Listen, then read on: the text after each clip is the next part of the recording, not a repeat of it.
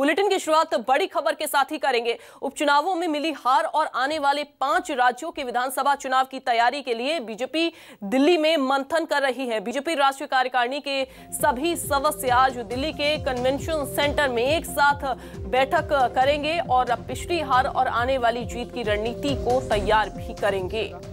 Bharatiya Janata party के सम्मानीय राष्ट्रीय अध्यक्ष जेपी नड्डा जी आज कार्यकर्ताओं को संबोधित करेंगे और कई विषयों पर राष्ट्रीय कार्य समिति में चर्चा होगी, जो भारत की राजनीतिक परिदृश्य से लेकर आज के समयानुकूल समय में सारे विषयों पर चर्चा होकर के आगामी रणनीति इस बैठक में तय होगी। विषय क्या है? 5 जो राज्यों में चुनाव होना है। देखिए, 5 राज्यों के चुनाव तो है ही, संगठनात्मक काम की दृष्टि से आगामी समय में देश का जो पॉलिटिकल सिचुएशन है उस पर एक रेजोल्यूशन भी इस बैठक में आएंगे।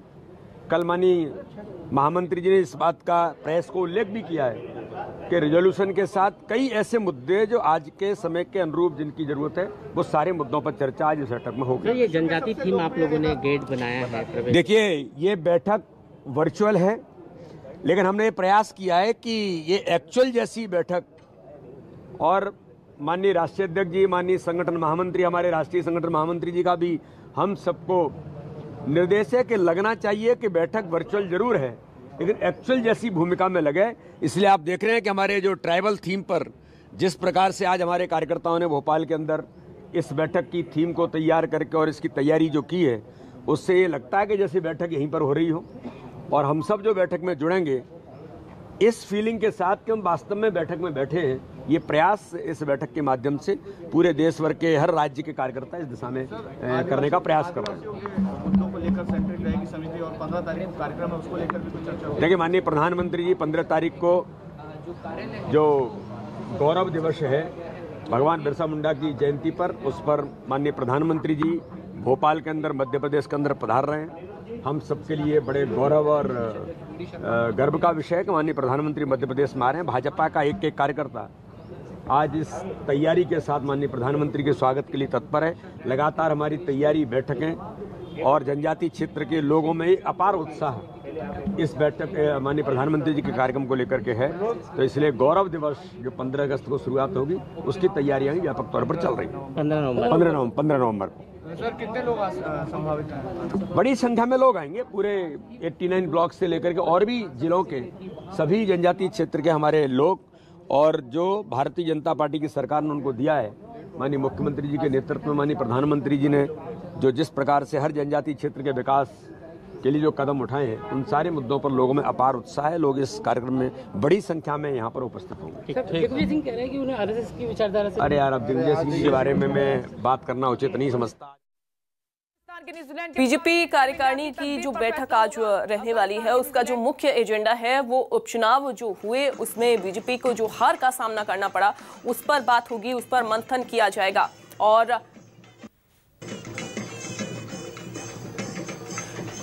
तो ये तस्वीरें आपको दिखा रहे हैं, जहां ये भी बता दें कि मंथन जो है वो किया जाएगा और मुख्य एजेंडा जो रहने वाला है वो 5 राज्यों में होने वाले चुनाव पर है। और ये भी आपको बता दें, चूंकि इस बैठक में भोपाल से भी कई बड़े नेता जो हैं वो वर्चुअली जुड़ने वाले हैं। मुख्यमंत्री शिवराज सिंह चौहान इसमें शामिल हैं और वीडी शर्मा भी इसमें जुड़ेंगे। दोपहर 3 बजे तक ये बैठक चलेगी और वीडी शर्मा को अभी आपने सुना, उन्होंने कहा कि मंथन जो है वो किया जाएगा और साथ ही चुनावों पर फोकस रहेगा, क्योंकि आगामी चुनाव है उसके मद्देनजर भी बातचीत की जाएगी। इसके अलावा जो मुख्य मुद्दे हैं उन पर भी बात होगी कि कैसे उन मुद्दों को जनता तक, और जो बीजेपी की सफलता है उसको जनता तक पहुंचाना है। तो आपको बता दें कि इस बैठक में तमाम जो बड़े मंत्री हैं, तमाम बड़े केंद्रीय मंत्री जो हैं वो शामिल होने वाले हैं। ज्योतिरादित्य सिंधिया भी इसमें शामिल होंगे, नरेंद्र सिंह तोमर इसमें शामिल होने वाले हैं, जो कि दिल्ली में ही वहीं से वो जुड़ेंगे। हालांकि भोपाल से भी वर्चुअली मुख्यमंत्री शिवराज सिंह चौहान जुड़ने वाले हैं और तमाम जो मंत्री हैं, बड़े दिग्गज नेता हैं, वो वर्चुअली जुड़ेंगे। इसके अलावा छत्तीसगढ़ से भी बीजेपी के तमाम जो बड़े नेता हैं वो भी जुड़ने वाले हैं। छत्तीसगढ़ के लिहाज से भी बैठक काफी अहम है।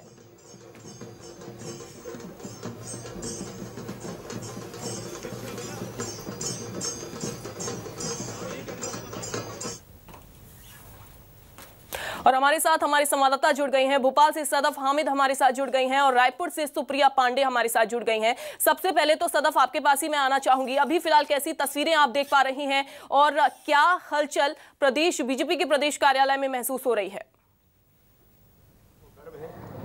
हम सब सौभाग्यशाली। बिल्कुल, अब से कुछ देर में यह बैठक शुरू होगी और मुख्यमंत्री शिवराज सिंह चौहान बीजेपी कार्यालय पहुंचेंगे। लेकिन फिलहाल जो है बीजेपी के प्रदेश अध्यक्ष वीडी शर्मा, गृह मंत्री नरोत्तम मिश्रा, जयभान सिंह पवैया, तमाम बड़े नेता जो हैं वो यहाँ पर बड़े नेताओं का पहुँचना का सिलसिला जो है यहाँ पर पहुँचना शुरू हो गया है। और अब से कुछ ही देर में जो बैठक है वो शुरू होगी। जो बीजेपी की रणनीति यहाँ पर बनाई जाएगी, आगे किस तरह से चलना है और 5 राज्यों में जो चुनाव होना है उसको लेकर भी यहाँ पर जो है चर्चा की जाएगी। राष्ट्रीय अध्यक्ष जेपी नड्डा का पहले संबोधन होगा, उसके बाद जब ये इस बैठक का समापन होगा तो जो पीएम मोदी हैं वो इस जो पदाधिकारी हैं उनको संबोधित करेंगे। लेकिन फिलहाल आप देख सकते हैं हम बीजेपी प्रदेश कार्यालय में मौजूद हैं और यहाँ पर ट्राइबल थीम पर बीजेपी कार्यालय को सजाया गया है। और इसका लक्ष्य यही है, इसका उद्देश्य यही है कि जब जो यहाँ के नेता वर्चुअली इस कार्यक्रम में जुड़ेंगे तो उनको ऐसा फील होना चाहिए कि वो एक्चुअली इस बैठक में शामिल हुए हैं। इसलिए इसे ट्राइबल थीम पर यहाँ पर सजाया गया है और 15 नवंबर को जनजातीय गौरव दिवस भी मनाया जाएगा। उसी के मद्देनजर कह सकते हैं कि इसे ट्राइबल थीम पर सजाया गया है। बीजेपी के प्रदेश अध्यक्ष वीडी शर्मा यहाँ पर पहुंच चुके हैं। अब से कुछ ही देर में हम उनसे बात करना भी शुरू करेंगे। लेकिन देखिए, मुख्यमंत्री शिवराज सिंह चौहान भी यहाँ पर पहुंच चुके हैं, बीजेपी कार्यालय में यहाँ पर पहुंच चुके हैं मुख्यमंत्री शिवराज सिंह चौहान। और अब से कुछ देर में यह बैठक शुरू होगी जिसमें तमाम जो नेता हैं यहाँ से वर्चुअली जुड़ेंगे और कुछ जो केंद्रीय मंत्री हैं वो वहाँ से एक्चुअली इस बैठक में शामिल होंगे। लेकिन अगर हम वर्चुअली बात करें तो यहाँ पर ठीक है सदफ, आप कोशिश करिएगा कि आपकी बात बीजेपी प्रदेश अध्यक्ष वीडी शर्मा से हो पाए। तब तक मैं लौटूंगी आपके पास। सुप्रिया हमारे साथ रायपुर से जुड़ी हुई हैं। सुप्रिया, छत्तीसगढ़ के भी कई बड़े नेता जो हैं वो बीजेपी के इस बैठक में शामिल होने वाले हैं और साथ ही साथ ये भी चलिए सुप्रिया, लौटूंगी मैं आपके पास। तस्वीरें हम अपने दर्शकों को दिखा रहे हैं जहां मुख्यमंत्री शिवराज सिंह चौहान जो हैं वो पहुंच चुके हैं और जो गमछा पहनाकर उनका स्वागत जो है वो किया गया है। वीडी शर्मा तस्वीरों में आप देख रहे हैं और साथ ही तमाम जो दिग्गज नेता हैं उनके पहुंचने का सिलसिला भी शुरू हो गया है। और साथ ही साथ चूंकि बैठक काफी अहम मानी जा रही है और बैठक के मद्देनजर भी हम ये देख सकते हैं चूंकि रणनीति जो है वो भी बनाई जाएगी। सदफ, अभी फिलहाल चूंकि मुख्यमंत्री शिवराज सिंह चौहान वहां पर पहुंच चुके हैं, वीडी शर्मा पहले से ही वहां पर पहुंचे हुए हैं और कौन कौन से नेता पहुंचने का सिलसिला उनका जारी है? बिल्कुल, ये लाइव तस्वीरें आप देख पा रहे हैं जहां पर मुख्यमंत्री शिवराज सिंह चौहान पहुंच चुके हैं। देखिए कुछ बोलेंगे, हम आपको वो भी सुनवाते हैं।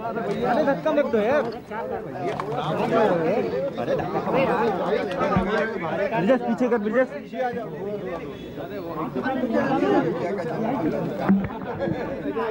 पार्टी की आज बड़ी बैठक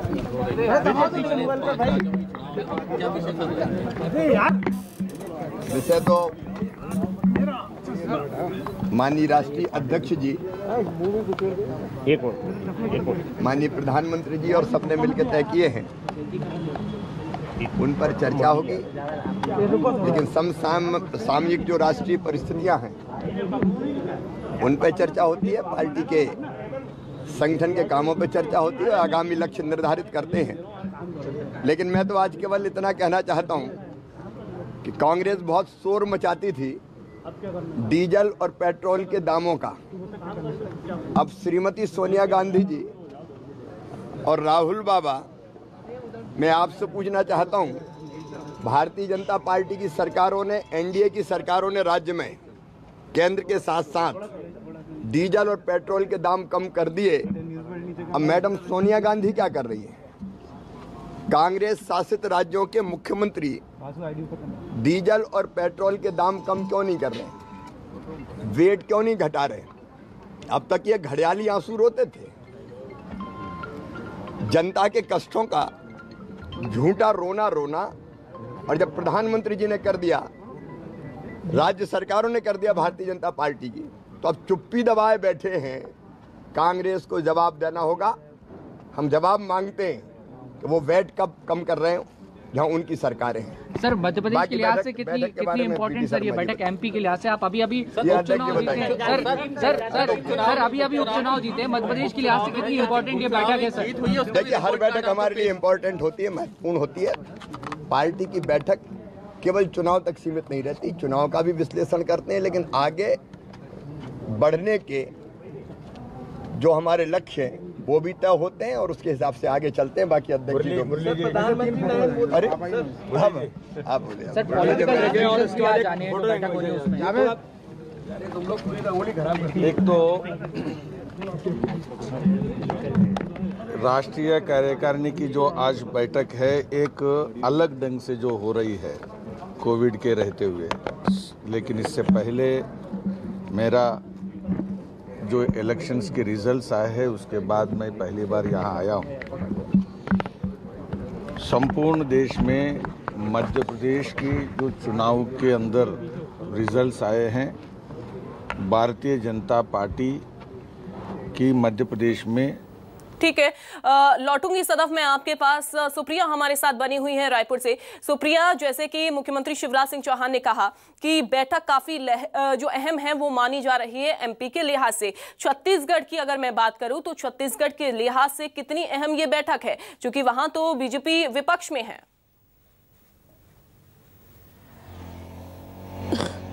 जी बिल्कुल, छत्तीसगढ़ के लिहाज से भी काफ़ी अहम बैठक है और बैठक में शामिल होने के लिए जो पूर्व मुख्यमंत्री डॉक्टर रमन सिंह है वो दिल्ली के लिए रवाना हो चुके हैं और वो दिल्ली में ही मौजूद हैं, जो कुछ ही देर में बैठक में शामिल होंगे। और वहीं आपको बता दूं कि बीजेपी के तमाम बड़े नेता, धर्मलाल कौशिक की बात करें, बृजमोहन अग्रवाल की बात करें, तमाम बड़े नेता इसमें शामिल होंगे।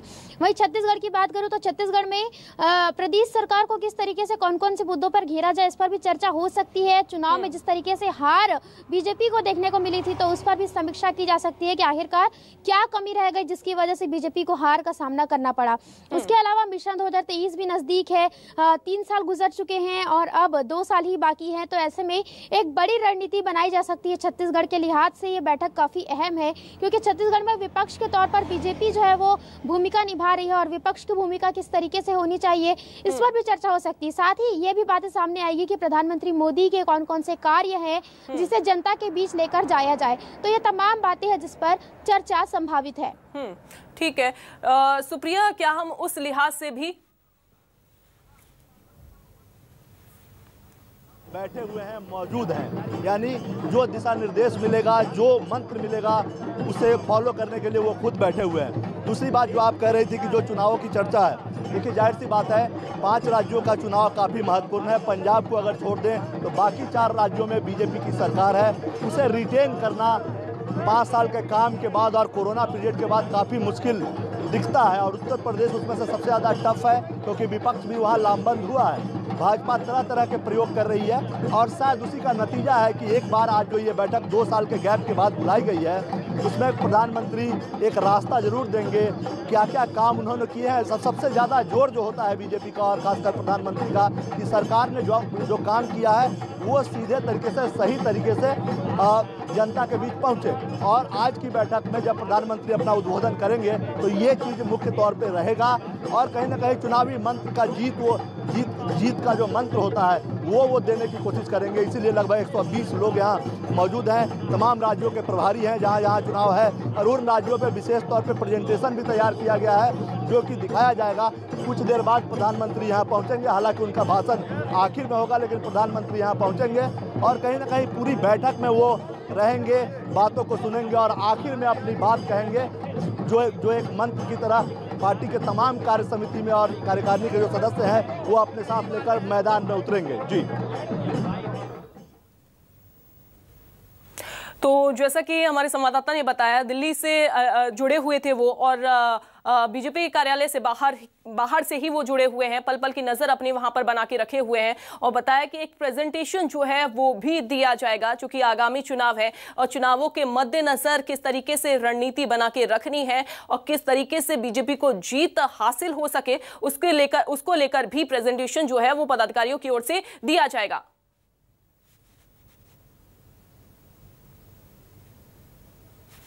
सुप्रिया हमारे साथ लगातार बनी हुई हैं। सुप्रिया, जैसा कि दिल्ली में देखा जा रहा है कि हलचल जो है वो काफी अभी तेज हो गई है, लेकिन अब दूसरी तरफ देखा जाए तो छत्तीसगढ़ में किस तरीके से हलचल देखने को मिल रही है और क्या बस्तर में अभी जो हाल फिलहाल में मीटिंग हुई थी, जो बैठक हुई थी, उसका भी जिक्र क्या इस बैठक में किया जाएगा?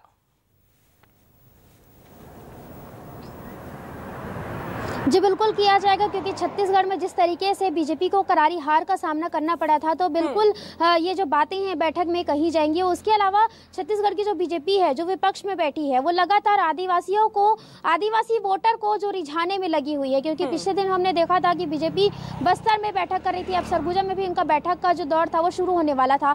तो बीजेपी जो है आदिवासियों को साधने में लगी हुई है कि किस तरीके से आदिवासियों को अपने पक्ष में लिया जाए, क्योंकि हम बता दें कि आदिवासी बहुल छत्तीसगढ़ प्रदेश है, और वहीं हम आदिवासी वोटर की बात करें तो आदिवासी वोटर जो है वो कांग्रेस के झोली में गए थे।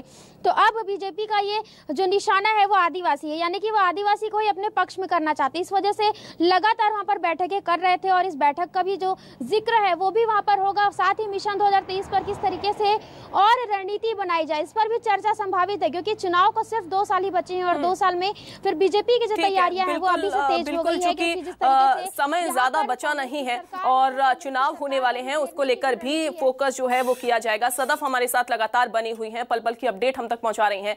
सदफ, बात अगर की जाए, चूंकि मिशन 2023 को लेकर, उसको भी लेकर फोकस इस बैठक में किया जाएगा, और साथ ही जो महंगाई बढ़ रही है, और महंगाई को चूंकि इस बार जनता की नाराजगी जो है महंगाई को लेकर देखने को मिल रही है, इस बैठक में क्या वो नाराजगी भी दूर की जाएगी?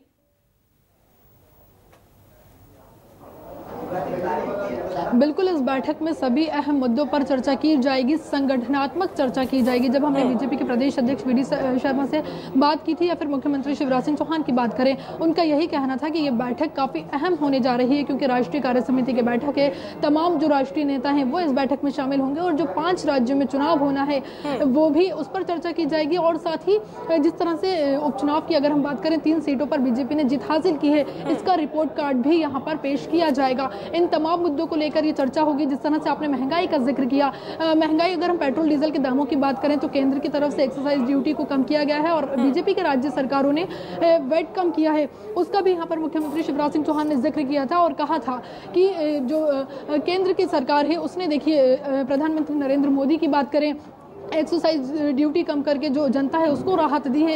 यहाँ पर इस मुद्दे को भी यहाँ पर बढ़ाने की कोशिश की जाएगी, जनता तक ये बात पहुंचाने की कोशिश की जाएगी कि महंगाई से बीजेपी सरकार ने लेकिन सदफ अगर उपचुनावों की ही बात कर लें तो उपचुनाव जो है 3 सीटों पर बीजेपी को सफलता हाथ लगी। हालांकि ये कहा गया कि यहाँ पर महंगाई को कोई मुद्दा जो है वो रहा नहीं, लेकिन बाकी अगर राज्यों की हम बात करें, चाहे राजस्थान हो गया, या फिर हरियाणा हो गया, या फिर हो गया हिमाचल प्रदेश, वहां पर जब बीजेपी को हार का सामना करना पड़ा तो वहां पर यह कहा गया कि महंगाई जो है वो मुद्दा रहा। क्या दोनों के लिहाज से देखा जाए तो क्या उसको लेकर भी रणनीति बनाई जा सकती है? बिल्कुल, रणनीति तो बनाई ही जाएगी, लेकिन देखिए अगर मध्य प्रदेश में इसे जोड़कर देखा जाए कि महंगाई का मुद्दा रहा, तो वो यहाँ पर तस्वीर दिखाई नहीं देती है कि महंगाई का मुद्दा यहाँ पर देखने को मिला है, क्योंकि 4 सीटों पर यहाँ पर उपचुनाव हुआ था, जिनमें से 3 सीट पर बीजेपी को सफलता हासिल हुई है, बीजेपी ने जीत हासिल की। इसलिए कह सकते हैं, अगर हम गृह मंत्री की बात करें कि उनका भी यही बयान सामने आया था कि अगर महंगाई का मुद्दा होता तो बीजेपी 3 सीटों पर जीत हासिल नहीं करती। और हमने भी जब जीत हासिल की है उसके बाद ही यहाँ पर पेट्रोल डीजल के दाम घटाए हैं, उसके पहले जनता को प्रलोभन नहीं दिया है पेट्रोल डीजल के दामों को कम करके। लेकिन अगर इसे हम दूसरे राज्यों में देखें तो जरूर वहां पर महंगाई एक बड़ा मुद्दा दिखाई देता है, क्योंकि कई राज्यों में जो बीजेपी का परफॉर्मेंस है वो बेहतर नहीं हो पाया है।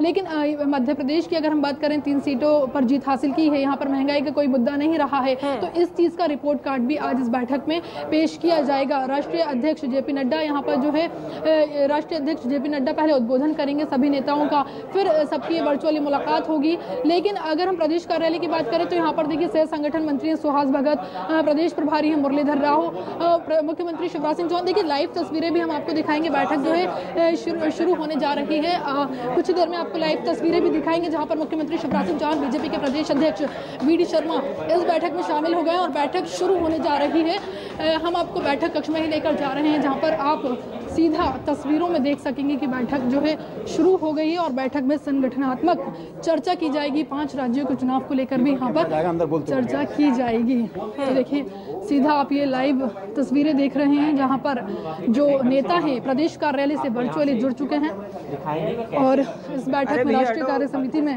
किस तरह से जुड़े हैं वो नेता, उन तस्वीरों को भी हम आपको दिखा रहे हैं। जी बिल्कुल सदा तस्वीरों में हम देख पा रहे हैं, अपने दर्शकों को भी तस्वीरें दिखा पा रहे हैं, जो कि मुख्यमंत्री शिवराज सिंह चौहान इसमें मौजूद हैं और साथ ही साथ वीडी शर्मा भी इसमें मौजूद हैं और बैठक जो है वो अब थोड़ी देर में जो है वो शुरू होगी और नजर आप बना के रखिएगा। लेकिन जिस तरीके से हम देख पा रहे हैं, चूंकि अहम मुद्दे जो हैं वो इस बार यही रहने वाले हैं कि महंगाई हो गई है और महंगाई को लेकर भी जनता की जो नाराजगी है वो देखने को मिल रही है और इसी वजह से बैठक बुलानी भी अहम हो गई है। और ये दिल्ली की तस्वीर आपको दिखा रहे हैं, दिल्ली में भी हलचल इस समय काफी ज्यादा तेज है और साथ ही वहां पर भी बैठक बस थोड़ी ही देर में शुरू होगी। और ये भोपाल की तस्वीरें जहां वर्चुअली जुड़े हुए हैं मुख्यमंत्री शिवराज सिंह चौहान और साथ ही बीजेपी प्रदेश अध्यक्ष वीडी शर्मा और साथ ही तमाम इसमें जो मंत्री हैं वो भी जुड़े हुए हैं। नरोत्तम मिश्रा गृह मंत्री इसमें जुड़े हुए हैं और साथ ही तमाम जो दिग्गज नेता हैं वो वर्चुअली जुड़े हुए हैं।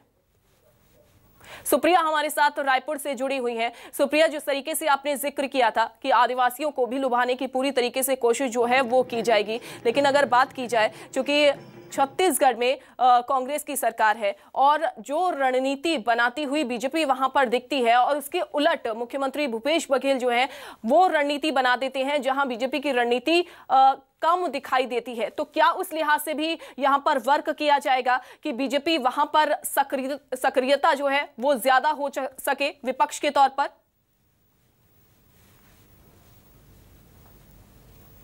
जी बिल्कुल, विपक्ष की सक्रियता को लेकर के भी बात कही जाएगी। जिस तरीके से हम देखते हैं कि प्रदेश में कांग्रेस की सरकार है और कोई भी मुद्दा होता है तो बीजेपी को घेरने की जो बातें हैं वो बीजेपी को घेरने का कोई कसर नहीं छोड़ती है, क्योंकि एआईसीसी से ही निर्देश मिलते हैं कि जो प्रदेश की जो विपक्ष में बैठी भाजपा है या पीएम मोदी की बात करें, पीएम मोदी को लेकर के कोई भी मुद्दा जो विपक्ष मतलब कांग्रेस की जो सरकार है वो नहीं छोड़ती। जैसे कि अगर हम महंगाई की बात करें तो महंगाई को लेकर के भी कांग्रेस 14 से 29 नवंबर तक अभियान चलाएगी और इस अभियान में पीएम मोदी को लेकर निशाना साधा जाएगा। ये कहा जाएगा कि जिस तरीके से महंगाई बढ़ रही है, पीएम मोदी महंगाई कम करने का नाम नहीं ले रहे। वहीं एक बात, जो केंद्र सरकार ने जो पेट्रोल डीजल पर एक्साइज ड्यूटी कम की है तो उस पर भी जो राजनीति है वो शुरू हो गई है। यहाँ पर जो कांग्रेस की सरकार है वो कह रही है कि एक्साइज ड्यूटी जो है वो जनता को नाम मात्र पैसे के जो है वो एक्साइज ड्यूटी कम किया गया है, पूरी तरीके से एक्साइज ड्यूटी जो है वो कम नहीं की गई है। तो ये कांग्रेस की मांग है कि और भी एक्साइज ड्यूटी की जो प्रतिशत है उसमें कमी आनी चाहिए। वहीं अगर हम राज्य सरकार की बात करें तो विपक्ष में बैठी भाजपा भी ये कह रही है कि राज्य सरकार को